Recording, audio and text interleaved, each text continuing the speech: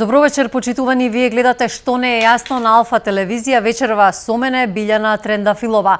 Масовни отпуштања во приватниот сектор. Финансиските проблеми ги натераа дел од малите фирми да стават клуч на врата, но и да одјават дел од своите вработени. Се жалат прометот им е нула. Приход немаат, а треба да поделат минимална плата и да платат кири. Дел од бизнис сферата е незадоволна од преземените владини мерки. Вела дека тие се нецелосни и многу конфузни.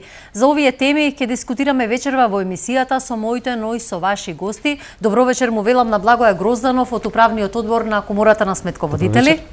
Добре дојде и за Миле Бошков, председател на Конфедерацијата на работодавачи. Добро вечер. Во емисијата почитувани во живо ќе го вклучиме и председателот на Сојузот на синдикати Дарко Димитровски.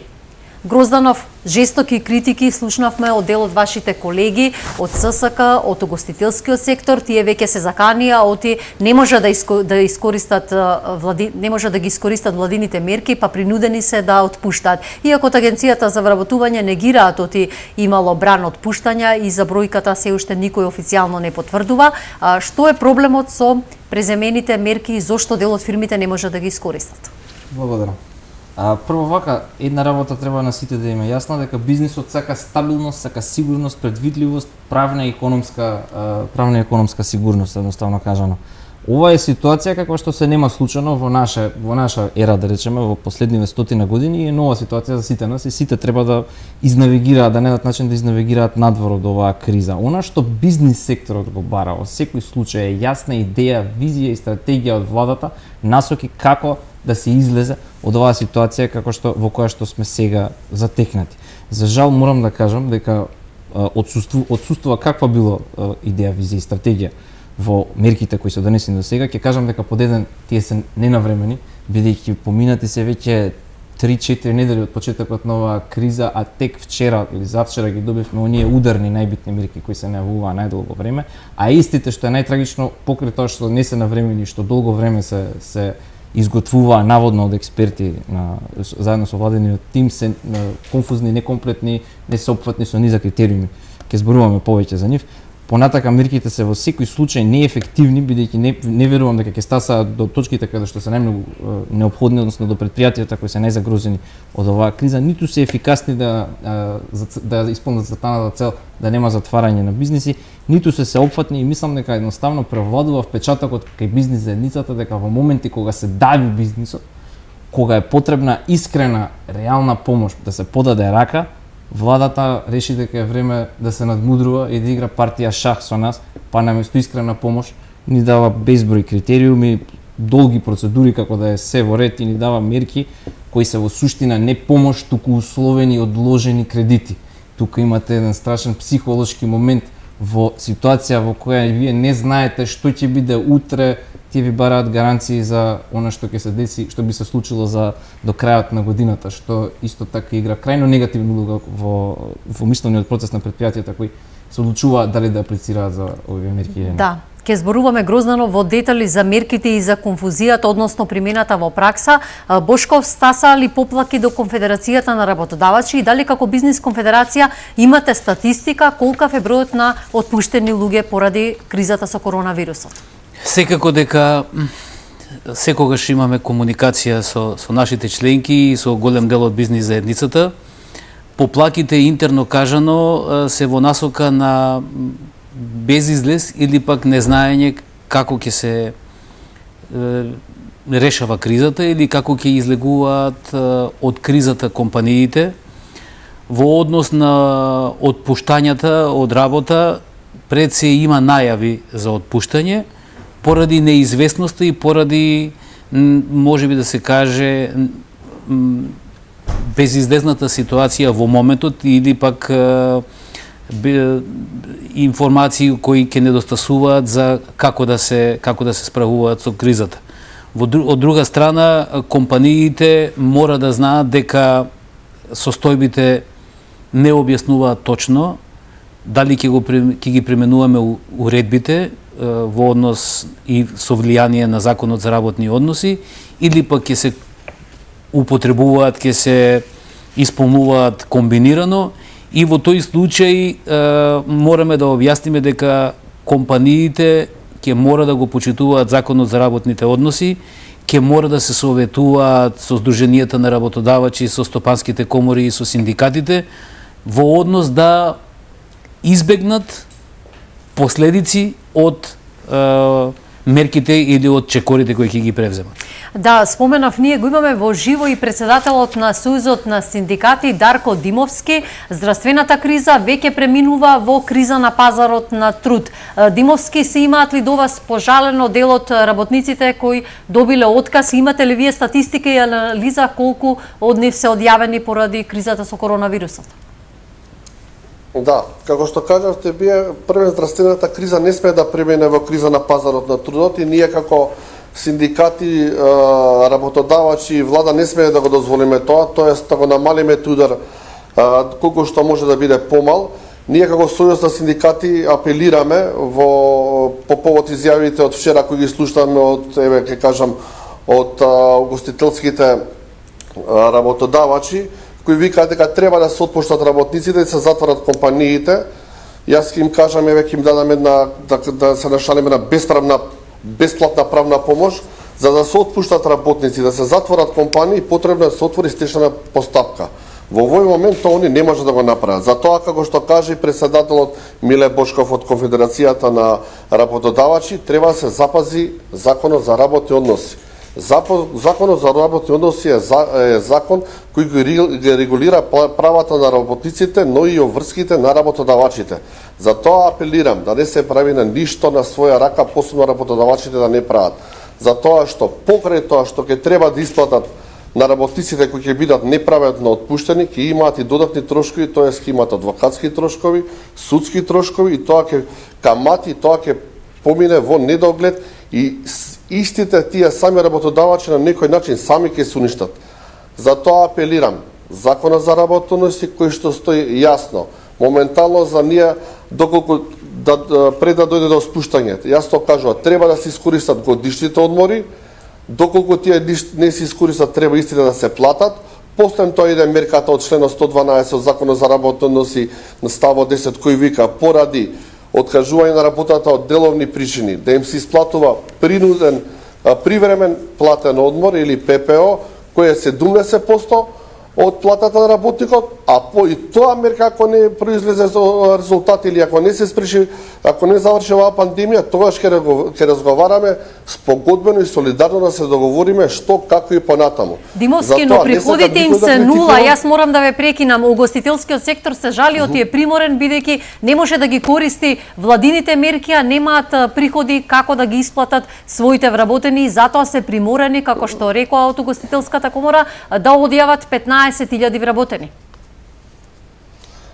Видете, за месец март секој работник кој што работел кај работодавачот со својата работа на работодавачот му створи капитал. Сега дојде времето на солидарност кој што кажуваме сите, од тој капитал да се одвои за работникот. Исто и мерките од владата викаат за секој вработен субвенција од 14.500 денара или 50% бруто од овакво 50% бруто од пензиско и инвалидско од осигурувањето. Затоа, нека земат или таа мерка, нека ни дадат под 14.500 денара, бидејќи како не е толкувањето како што викаат они дека 14.500 денара е минимална плата која дава владата. Не, владата дава субвенција 14.500 денара. А ние ќе се откажеме од договорот за да дел од бизнис заедницата од Сојузот на стопански комори. Во студиово го имаме човекот кој што ги застапува сметководителите.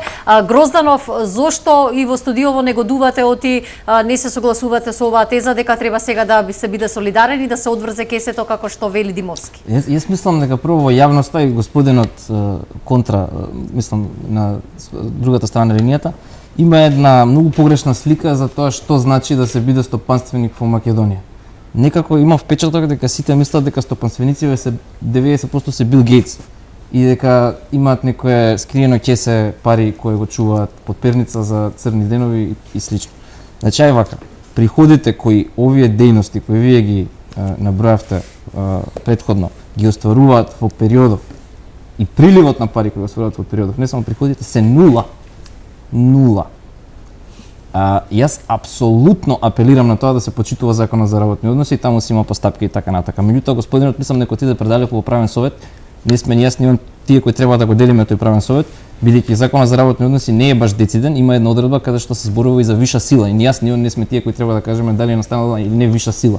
Ќе го упатам да провериме едно интервју денеска на социјалните медиуми излезено од министерката за финансии, мислам дека и таму и она дала некој нејзино толкување за тоа што е виша сила и во кои ситуации треба да се исплати. Може да види доколку не го видел на социјалните медиуми. Прво нешто што можеше владата да направи е да даде дециден одговор на прашањето и правен одговор на прашањето, за не да дебатираме јас и он или министерката да дава нејзини мислења по интервјуа, туку да се излезе со акт со кој ќе се дефинира дали е сега виша сила или не, бидејќи услови на виша сила прво е 50% она што треба да се исплати, а не 70%. Сега, бидејќи апелира да се почитува, сите апелираме да се почитува законот за работни односи, апсолутно апелирам и јас до работодавачите да внимаваат како ги спроведуваат тие постапки. Не е работата само да се одјави работата е тоа да биде легално, легитимно направено.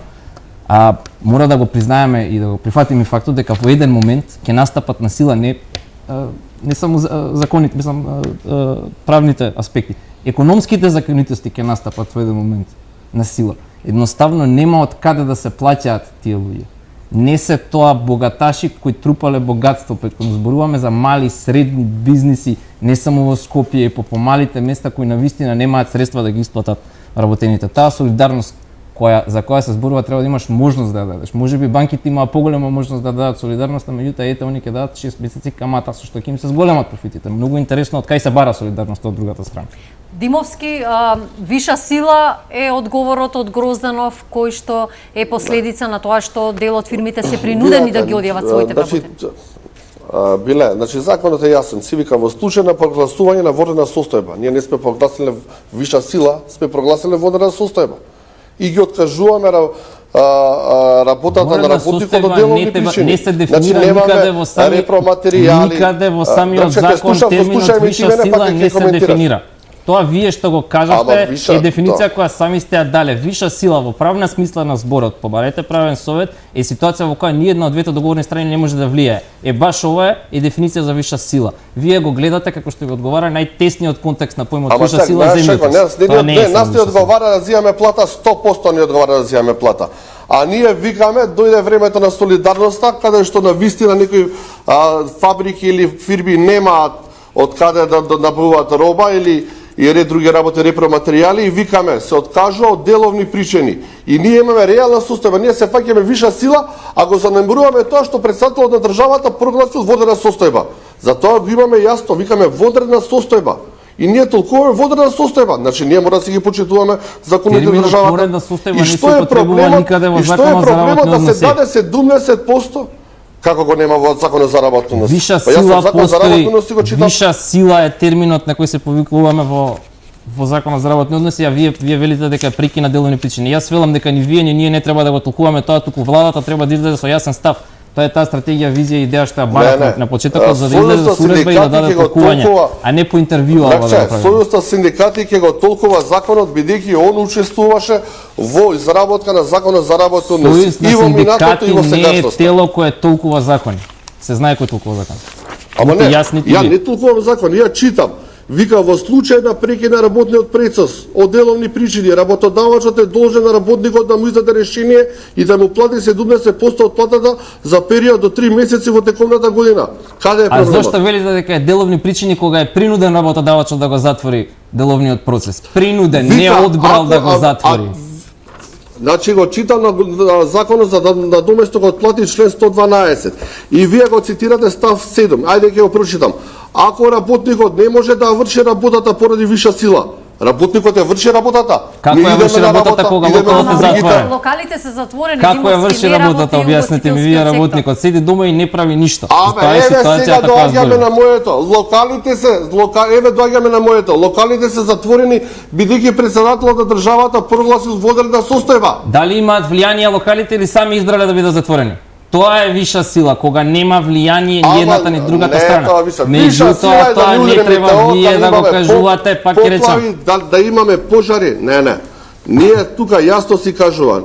Ние се обраќаме врз основа на вонредна состојба, а виша сила може све да биде виша сила. Работникот еве во текстилните фабрики иде на сменена работа, виша сила е за него. Значи за овој Јас угостител велам се виша дека сила, треба да се а за оцени текстилниот работник што контекстот шие у на- 4 смени не е виша сила. Значи треба да се оцени контекстот на ситуацијата. Вакви паушални толкувања дека кај сите е вака или кај сите е Нема онака се паушални многу толкувања. неодговорни да се даваат во јавност. Меѓутоа, Не се согласувам, Драгче, со тебе, бидејќи у Сојуз на синдикати на Македонија како репрезентативен синдикат, Организацијата на работодавачите и владата се согласиле на овој член да стои така и тој ќе биде така. Членот е не А спорен виша дека сила стои е, се така, знае. толкувањето на членот не е точно. Не е точно. Терминот виша сила, кажете ми каде е дефиниран во Законот за работни односи. Тоа е тој закон со кој сме работеле со години наназад и кој знаеме сите како функционира и колку му е потребно толкување, а нема ни еден подзаконски акт за да се толкува. Очигледно имаме многу недоречености кои ќе бидат проблеми Да. за бизнисот во пракса. Биде, знаеш што ме е жал? Јас пак ќе кажам, што ние работодавачите ги доведуваме во заблуда, јас пак ќе кажам, ќе им ги наполнеме джеповите на адвокатите, ако и они треба да живеат, исто ќе си ги платиме и судските трошкови во судевите и ќе ги платиме и каматите, и пак тој работодавач ќе биде оштетен, мислејќи дека нешто ќе заштети, доколку не сега да ги плати тие предоноси од 8.000 денара на работникот, а ќе плати наместо 8 80.000 денара. Тоа е жалното кај нас. Ние се спориме за 50% и за 70%. Па што да екзистира работникот? Што да јаде? Што да пие? А од каде да му плати фирмата? Ако зборувате за злоупотреби од страна на фирмите, јас ќе кажам дека имате повеќе злоупотреби од страна на вработените. Меѓутоа, со закани и со ваква риторика, во која се создава клима на поларизација, до ништо не стасуваме. Она што е потребно е диалог, не квази диалог, диалог во кој двете страни ќе се сослушаат, или три, или колку и да се страни. Во моментов, на почетокот што кажав, ние превладува впечатокот дека нити сме брзи во мерките, нити квалитетни мерки се носат. И тоа е генералниот впечаток. Димовски администрацијата... Видите, ние со мерките за вработените, за работниците сме задоволни. Викаме 14.500 денара, државата ќе даде субвенција за еден вработен. На нас е окей 14.500 денара. Ама на вас работодавачите не ви е окей што треба да ги платите придонесите за 8.000 денара во време трајање од 2 месеца. Тоа е споро. Не е тоа проблемот никако, значи ја промашивте темата целосно. Ние кај премиерот, кај владата и ние ќе застанеме посреди вас. Доколку како што викате, вие имате финансиски импликации, ама во првиот момент треба да се помогне на работникот со тие 14.500 денара. Бидејќи јас сам да ви кажам дека вие викате биле уште ова да кажам, мора да кажам, бидејќи вие викате дека работникот злоупотребувал. Ние во Агенцијата за вработување ги праќаме сите работници што се по години да извадат историјат за пријави и одјава. И по наше барање се отвори апликација во АРВМ, се вика работа, кој еднаш е пријавен може да има увид во своите пријави и одјави. Знаете што гледаме од тие пријави и одјави? За лица до 21 година колку се земале субвенции, за лица вработени на 55 години се земале субвенции. Се одјавувале, не знаат работниците како се пријавувале во некоја си Б фирма што има направено работодавачот. Ама нека помине оваа криза, ние ќе се заложиме како Сојуз на синдикати на Македонија без разлика да не се членови или не, ова ќе го исправиме. Значи се користело од државата со шаком и капом, што викаме, а нека да се врати со 8.000 денара за едни придонеси од 2 месеца. Ви реплицира Грозданов и јас имам уште едно прашање па да продолжиме дебатата. Може да се надоврзам нова, бидејќи рече господинот дека смета дека мерката била добра. Еве збори за последната мерка, последните две главните уредби за кои мислам дека и се чекаше најдолго време.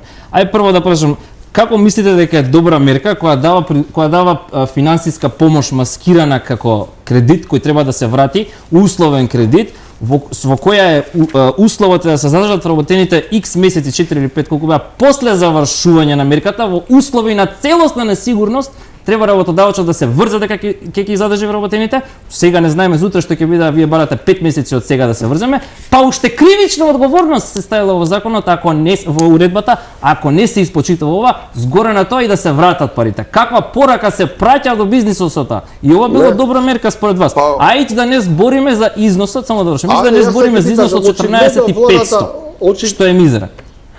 Очигледно многу се поделени ставовите во јавноста и социјалните мрежи вријат откако дел од бизнис заедницата се пожалиот и не може да исплати плати, има нула приходи, а при тоа треба да плати и кири. Ако може само уште да ми дозволите да Кусо, за да продолжиме во студиото. Имате, сигурен сум, вие и членови во вашиот синдикат или имате луѓе, познавате кои се микрофирми, основачи, управители единствени вработени. Па знаете ли дека мерката не ви ги исклучува онака како што е сега пишано или ако не дадат сега некое лудо толкување од експертскиот тип. И оваа мерка барате да се подржи. Па јас не знам, знаете ли колку процент од микробизнисите се само со едно лице, извинувам, со едно лице доели со едно лице управител вработен и основач. И ова е таа мерка која ми кажувате дека е добра и да сте застанале позади таа. Па колку луѓе исклучивте со ова? Не. Ние збориме за вако за мерката од 14.500 денара. Ние па за таа мерка збориме. Таа ги исклучува. Интервениравме дека на управителот кој е во фирмата не му се дава субвенција. Одма реагиравме, ќе ви го покажам и документот тоа да се исправи.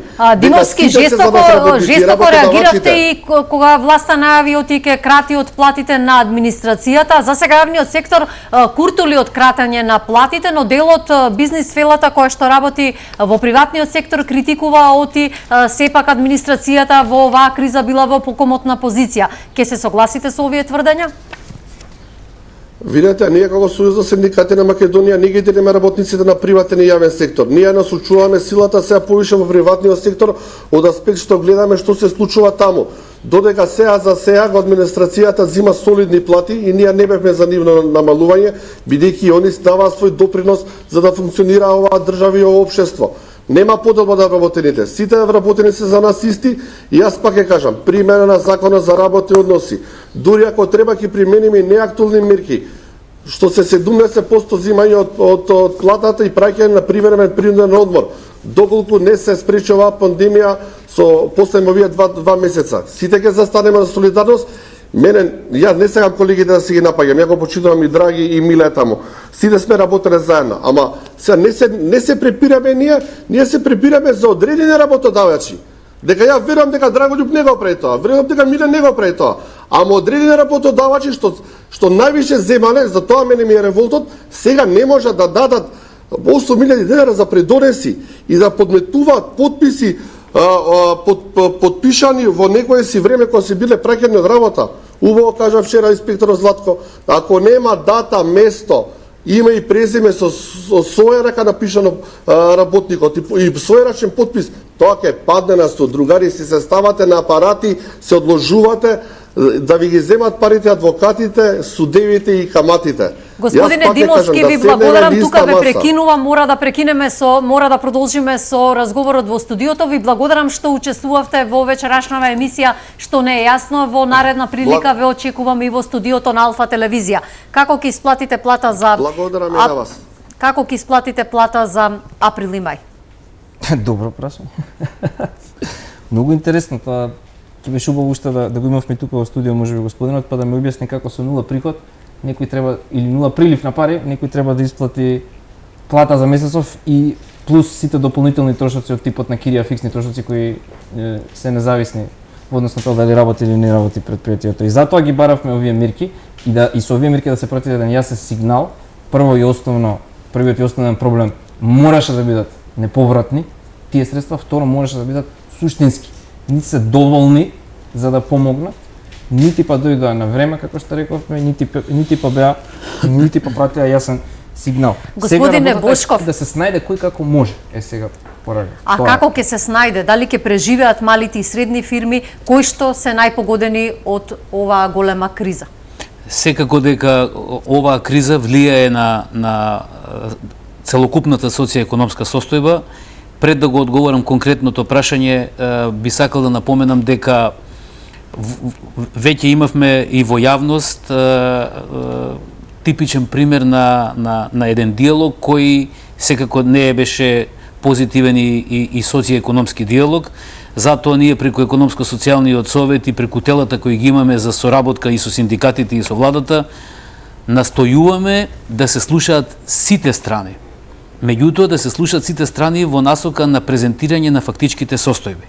Нема доволно слух од владата за барањата на бизнисот? Не, во овој момент гледаме дека законот за работни односи нажалост не се донесе во одреден период кога требаше да ги регулира овие односи. Од друга страна, моменталната состојба и моменталната преоптовареност со моменталната состојба де факто не дава можност за квалитетно размислување или пак согледување на целокупната состојба и на интересите на сите засегнати страни. Од тука произлегува и самиот факт дека во моментот мерките кои се предложени од владата може би требаше да се однесуваат на вонредната состојба и само на вонредната состојба и да не создаваат конфузија и испреплетување со мерките или со законите кои веќе постојат, како што е Законот за работни односи, финансиската поддршка и така натаму. Сега во овој момент имаме сет на услови кои произведуваат конфузија, кои произведуваат безизлезност. Односно, очигледно е дека имаме состојби каде што дел од работодавачите или дел од компаниите или пак она што се случи со вчерашната фамозна пресконференција, каде што работодавачите се закануваа, потоа објаснија дека најавуваат, а на крај можеби и дел од работите кога ќе настапат ќе ги погрешат, особено бидејќи господинот Димовски рече имате можност да бидете пост-кризно. Да, но нивната изјава во јавноста и од надлежните министри во владата беше дочекана на нож буквално. Тоа е тоа што ние како заинтересирани страни, како представници на бизнис заедницата, на синдикатите, на владата, мораме да бидеме умни и да пренесеме порака низ артикулиран диалог. Она што се случуваше вчера и денови во јавноста е типична слика на недостаток на диалог. Исто така сметаме дека мораме да им спратиме и на политичарите порака, дека мора да работат и да се договарат во интерес на граѓаните, а не во интерес на политичките агенти, како и ние кои сме одговорни, кои представуваме дел од општата јавност или од одредена група на јавноста, дека мораме да доаѓаме до паметни решенија кои ќе треба да бидат прифатени или одбиени на соодветен начин.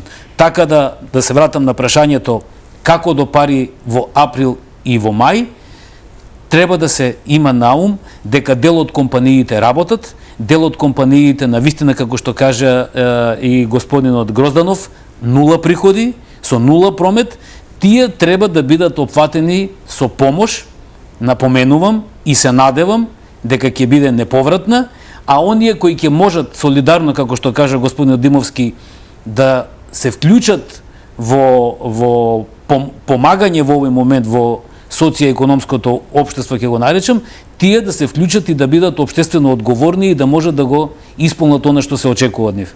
Правиме куса пауза за реклами. Почитувани, останете со нас, се враќаме за кратко во студиото на Алфа.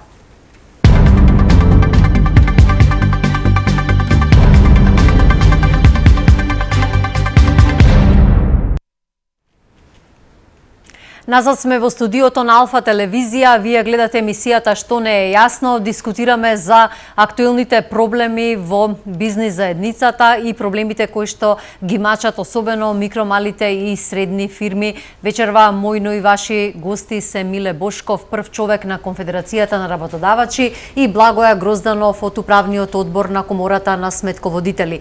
Доаѓате токму од групацијата или од Комората на сметководители. Имате увид на сметките на сите фирми. Во каква финансиска кондиција се тие? Значи, едноставниот одговор да ви го дадам, лоша. И сега да се дообјасниме. Една работа треба да е јасна. Кај нас секогаш информациите доцнат, што е нормално, бидејќи документацијата треба да биде предадена, обработена, изанализирана, па за да дојдеме до нешто. И ова е многу битно, ќе се вратам на ова и подосна кој ќе објаснуваме мерките. Во моментов може да кажеме дека имаме податоци од последните 2-3 недели од месец март, последната недела се уште најчесто се обработува кој поголем број фирми. Она што мене ме плаши е што очекувам дека овој надолен тренд ќе се манифестира со уште поголеми, полоши бројки кога ќе бидат изанализирани податоците за месеците март, за месеците април и мај. И тоа е тоа што плаши, што мислам дека оваа криза ќе резултира со полоши ситуации него ли што беше пред претходната 50 години. Пред паузата господинот Бошков многу убаво кажа, она што треба е диалог.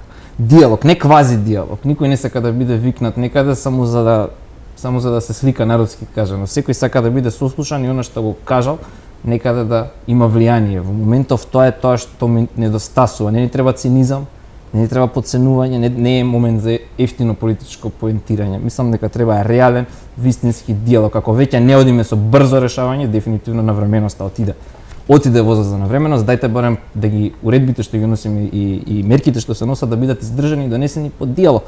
Имаме класична ситуација на мисменаџирање на ситуацијата, ќе ви кажам еден пример, имаме уредба за закон за трговски друштва, можеби не е толку релевантна во контекст на ова се што го збориме. Меѓутоа уредбата во 9 дена 3 пати се смени додека на крај и целосно се поништи. Тоа мене ми кажува дека немаме кормиларна продукт, дека не знаеме каде се движиме во моментов, дека можеби сме под влијание на некакви, или тие што ги носат овие одлуки, се под влијание на некакви интересни групи, бидејќи не е можно во 9 дена 3 пати да се смени. Реагиравте вие? Сме реагирале неколку пати, меѓутоа нема никаков фидбек реален и позитивен. Жестоки реакции во јавноста предизвика и одлуката да нема мораториум за кредитите на фирмите, но и на граѓаните. Реакции имаме и од физичките, и од правните лица, но голема недоумица токму предизвика ова и кај фирмите, како треба да аплицираат, колку ќе им се зголеми каматата, се тоа на конто и на критика на банкарскиот сектор. Да, банкарскиот сектор секако дека е можеби и најстабилниот сектор во моментот, вклучувајќи го целокупниот финансиски сектор, меѓутоа мораме да напоменеме дека и тие се дел од економијата и тие исклучиво работат врз основа на пазарот на капитал, кои го добиваат на одредени начини. Мораме да подсетиме дека штедните влогови кои ги имаат компаниите и граѓаните се дел само од приходите кои ги имаат и секако и тие учествуваат на пазарот на капитал. Меѓутоа тие мора да покажат стабилност и мора да покажат капацитет дека можат да се носат со состојбите, бидејќи како можеби едни од најпаметните и најумните учесници во економскиот живот, тие знаат и да планираат, имаат искуство и се советуваат и со останатите банки во светот. Така да, овие мерки можеби се само како дополнителна инекција за финансиско или за економско преживување, меѓутоа никако не треба да ги сметаат компаниите да не бидат во заблуда, ниту па граѓаните дека станува збор за грантови и дека станува збор за безповратна помош. Во тој случај можеме само да се доведеме до дополнителна криза која би се рефлектирала, ако се рефлектира кај банките или во банкарскиот сектор, во тој момент веќе настанпува една поголема криза. Да, Грозданов, Бошков ќе се надоврзе тука. Грозданов, вие велите не сакаме да ги користиме мерките, тоа го рекоа и од угостителскиот сектор, бидејќи со овие мерки власта не задолжува во нови кредити. Ефективно, значи она е првото што го кажа, ефективно бизнисот сака сигурност. А ова се несигурни времиња. Не треба владата дополнителни прашалници да дигат. Во мерката за финансиска помош на работодавачите е скриен кредит, бидејќи на крајот на таа мерка има услови по кои се враќа кредитот. На крајот на наредната година. Зошто сега некој би се задолжил во услови на ваква нестабилност, психолошки моменти има тука исто така, кога не знае утре што ќе биде. Во таа мерка и во сите други мерки, 90% од мерките што се донесува, има клаузула за задржување на бројот на вработени 4-5 месеци откако мерката ќе задржи. Видите која диспропорција, добиваш 2-3 месеци одложен скриен кредит, а потоа уште 5 месеци треба да исполнуваш услови во услови на целосна несигурност. И тоа веќе го напоменав и кога зборев со господинот синдикатите, и тоа уште и кривична одговорност се бара доколку не ја почитуваш таа одредба за задолжување на број на вработени. Значи освен што ќе ја вратиш помош да и кривично, што јас не знам дали е правно издржано, правници нека кажат да во уредба се повикуваш на кривична одговорност во случај на исполнување на услови, ама е тука. И плаши. Баба Рога одредба ви ова. Значи ти ако сакаш реално некому да помогнеш, не ставаш вакво нешто. Зашто со ова ги одвлекуваш луѓето од тоа, се извинувам. Бошков, значи бизнисот не бара, како што ќе речат дел од вашите колеги, ништо на поклон, бара добра финансиска инекција за да преживее, опстане во овие кризни времиња и потоа да ја врати на државата. Видете, ова е на некој начин лекција за сите, и во политиката, меѓутоа и во социоекономското живење. Целата јавност имаше информација дека буџетот и јавните финансии, задолжувањето се контролира и во добра состојба. Од тука излегуваат и произлегуваат и очекувањето на целото општество. Особено на економскиот сектор, на бизнис секторот, каде што вели, во ред кога имаме континуирано позитивно полнење на буџетот, кога имаме релативно добра состојба на управување со јавните финансии, очекуваме дека владата, како што испративме пораката, треба да се носат храбри одлуки и одлуките да бидат храбри. А тоа значи дека треба да се покаже капацитет, да се биде транспарентен и отчетен и да се каже во ред имаме добра буџетска состојба, добро управување со јавните финансии и дел од средствата ќе бидат навистина неповратни во интерес на зачувување на стандардот. Меѓутоа треба да знаеме дека треба да испратиме порака дека треба да имаме и добро зачување на потрошувачката економија, односно граѓаните да имаат средства да трошат и особено ние испраќаме порака да трошат македонски производи, како би можеле што помалку да бидеме задолжени, бидејќи поголемиот дел од производите и поголемиот дел од услугите кои ги имаме и ги користиме доаѓаат од увоз. Мораме да ја заживуваме македонската економија, македонските компании и да знаеме на кој начин тоа потоа ќе го балансираме или управуваме. Што му е во моментов најпотребно на стопанството, на малите, микро и средните фирми за да преживеат? Дали станува збор за неповратна помош, како што споменавте? Апсолутно. Станува збор за неповратна. Јасен сигнал ни треба прво. Сигнал насока каде и како се движиме, каде излезот од оваа криза. Никој не може да предвиди кога ќе е крајот. И затоа вакви половични мерки, не се ни половични, никому не му прават никакво добро. Значи не знаеме дали ќе заврши за 2-3 месеци. Од кога ќе заврши, не знаеме колку ќе ни треба да се вратиме во колосек. А вие барате да исполнуваме услови кои не ни знаеме дали ќе бидат доволно. Можеби за 2 месеци пак ќе треба уредба да се носи за уште финансиска помош да се даде.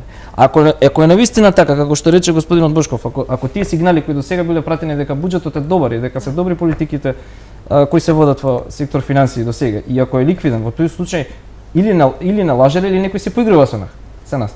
Не е возможно вакви мерки, вакви недоквакани решенија, ќе кажам, ќе го потребам терминот, да се презентираат во јавноста сега, кога најмногу им се потребни вакви и е потребна помош на бизнис секторот. Би реагирал дека треба на јавноста да биде јасно дека овие сет на мерки се насочени кон зачувување на работните места и тоа е јавно кажано и транспарентно. Се служуваме исто така со насока да се зачуваат работните места и секој вработен. Сет на мерки кои помагаат придонеси, социјални придонеси, плати и така натаму, се насочени кон работниците. Има една друга категорија што сетот на мерки директно или индиректно влијаат на зачувување на работните места во компаниите, меѓутоа кога станува збор за зачувување на економијата и на економските процеси, тогаш се понудени бескаматни кредити и одредена помош која директно можеме да кажеме или можеме да ја ставиме во категорија на заем, кредит, а не неповратна помош. Грозданов, имате ли информации колку од вашите колеги, колку фирми ставија клучи, за колкава бројка на отпуштени работници во најава или во пракса можеме да говориме? Со бројка не би сакал да паушално да се расфрлам. Времето ќе покаже најдобро како би го право, бидејќи како што кажав и каснат информациите кај нас, а и многу работодавци ги чекаа мерките. И што да понатака да правиме мовет, кога овие мерки добивам таков фидбек како што добивам колку малку луѓе ќе ги колку малку фирми планираат да ги искористат, очекувам дека ќе има доста сериозни последици во однос на работните места и ќе има, мислам, апсолутно патувам на легитимност во процесите на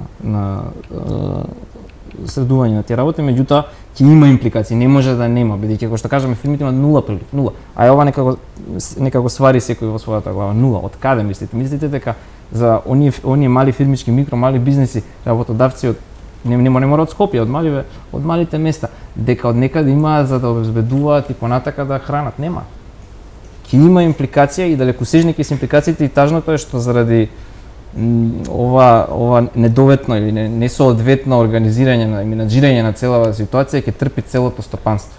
Затоа ако баравме тој сигнал и тие неповратни средства, иначе имате и кредитви од Развојна банка. Можеме и за тоа да збориме. Јас мислам дека процедурата која наметна Развојна банка за земање на овие кредитни средства, тоа беше наменски кредит, тука немаше тука нема ништо тајно, тоа во ред како мислам. Меѓутоа процедурата која се пропише не соодветна на ситуацијата. Прво викате седете дома, ако пишавте 100 документи кои треба да се вадат, бидејќи на државните институции им е нелагодно меѓу себе да комуницираат, па наместо по службена должност да се собираат, ајде вие. комуницирајте и собирате ги тие документи. Понатака имате многу дискриминаторски мерки, дискриминаторски критериуми кај овие кредити. Само многу малку шифри може да аплицираат на дејност. Има многу повеќе погодени од овие шифри кои се само тука опфатени. Освен тоа, се бараат исполнување на показатели за финансиска стабилност, ликвидност, задолженост и слично. Едни од дури го тргнаа сега кога го уведоа дека не е во ред. Кои јас мислам дека треба да се бараат ако све окей, па сега бираме најдобри предпријатели. Па ќе речем, мислам дека не сериозно се пристапи и не се свати сериозноста на ситуацијата од тимот експерти што се околу владата и не се затоа соодветно скроени овие мерки. Бошков, што натаму, како ќе обстојува стопанството во вакви тешки времиња? Можеби ќе има и трети, четврт пакет мерки, но дали тие ќе бидат вистински и со насока на вистина реално да му помогнат на стопанството? Да очекуваме после сите овие апели и после целокупната комуникација да очекуваме дека пред се ќе се слушнат, меѓутоа ќе се разберат пораките од стопанството. Се надевам дека компаниите мора да ја испратам оваа порака, се надевам дека компаниите сваќаат и јавноста сваќаат, односно работодавачите, микро, мали, големи и така натаму, дека процесот на отпуштање на работниците е специфичен и дека мора да го почитуваат законот за работни односи, односно доколку не знаат и не мора да знаат, имаат да се обратат или до адвокатските друштва или до Сдруженијата на работодавачи, до стопанските комори, до синдикатите. Ги молиме да внимаваат, бидејќи онаа порака која ја испрати господинот Димовски е точна и навремена, дека навистина адвокатите кои ги представуваат работниците или процесите за отпуштање на работници ќе бидат навистина деликатни. Од друга страна, понатаму како, ја замолуваме или пак на некој начин целокупната јавност и владата дека ќе треба да биде искрена и ќе треба да биде храбра да му помогне на стопанството не со сет на мерки само за работниците и за чување на работните места. Напоменувам дека ги почитуваме сите работници како што ги почитуваат и во Сојузот на синдикатите, туку мораме да кажеме дека застапуваме фела или група на граѓани кои ја носат економијата или кои ја представуваат економијата или кои се директно вклучени, а тоа дека и тие ќе треба да опстојат и дека и тие ќе треба да ги задржат компаниите во еден економски живот. Да, Грозданов, на удар е дел од приватниот сектор, на удар беше и Угостителската комора, буквално министерот за економија Бектеши вчера им порача да не уценуваат и да не најавуваат отпуштања. Ве разбира ли дел од јавноста како е да се води приватен сектор или пак се чувствувате оти критикуваат оние кои се во комотна позиција и под државна капа? Тоа е тоа менаџирање на ситуацијата. Таа ситуација која се случи вчера е класично политичко поентирање и класично додавање масло во оганот. Во ситуација кога не требаше тоа да се прави, туку требаше да се баш да се спласне ситуацијата и ова вие што убаво го поставите како прашање да дојдеме до заедничко разбирање. Мислам дека перцепцијата во јавноста е многу погрешна за тоа каде се стопанствениците во моментов. Многу погрешна и треба да се работи на тоа, ама треба државата исто така да помогне во тоа, не напротив да ја зголемува дискрепанцата, јазот меѓу она што е реалност и она што има зашто има некоја јавна перцепција. Генералната порака која би сакал да ја платам е вака сега, овде имам најочекуваната уредба за финансиска помош на работодавачот, од сублимирани 4 страни, 2,5 страни се критериуми, услови и исклучоци, една страна е враќањето и пола страна е помошта. Фала. Што да ви кажам понатака, не правиме муабет за тоа што критериумите кои се меѓу критериумите кои дека се пропишани имате да речеме пат на прометот. Во сите овие има пат на промет. Прво и основно промет, приход, сметководствена категорија која значува фактурирање. Имате на пример ние сметководствени бюроа, имате ситуации во кои ние сме фирмите се договорно врзани да фактурираат. Приходот ќе остане ист. Значи одма ви исклучувало. Ама нема да има наплата, нема да има прилив, ликвидноста е крајно влошена. Автоматско исклучување. Веќе го споменав на сопствениците, основачите кои во микро малите фирми се огромен број од секторот. Значи има катастрофални недоследности, катастрофални проблеми па уште треба до 5 во месецот да се аплицира за претходниот месец. Ај вака сега доаѓам од комора и да си и нашите проблеми можам тука да ги презентирам. Па до 5 во месецот луѓе треба да биде предадена и обработена цела документација за да знам дали паднал прометот 30%. Во ситуација кога имаме работно време реално до 2 сат, реално кажано, и во која и така работиме со 20-30% од капацитетот. Па кој очекувате тоа да го сработи? Каква е таа мерка во тој случај? Каде се експертите кои работеле на ова да го кажат? Многу конфузија и недоречености. Тука мораме да завршиме емисијата. Бошков, Грозданов, ви благодарам што одвоивте време и што бевте дел од емисијата на Алфа, што не е јасно. Почитувани, вам ви благодарам што не гледавте. Ве поканувам и натаму да останете со програмата на Алфа. Пријатно!